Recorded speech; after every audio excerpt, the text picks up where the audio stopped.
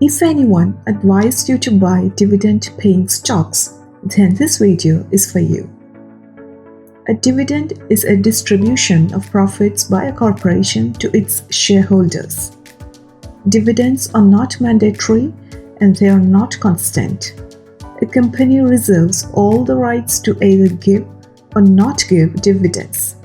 It can give this year and not give for the next 5 years, depending on their returns. A company that provides regular dividends is a financially sound company. To be eligible for the dividend payout of such a company, there are 2 criteria. 1. You should be a shareholder of the company on the record date. It is on this date the company checks its records to identify the shareholders. 2.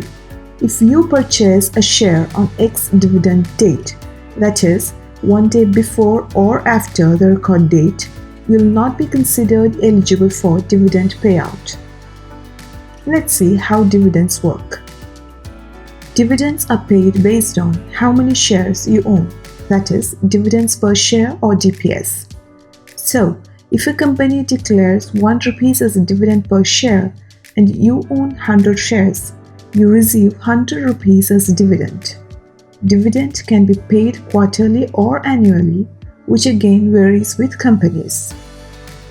Here are the top 10 highest dividend-paying companies in India: Castrol India, Breeze Cotton, Hero Motocorp, Hindustan Petroleum, India Bulls Housing Finance, Infosys, the Karnataka Bank, Power Finance Corp, PTC India, and the VSC Industries.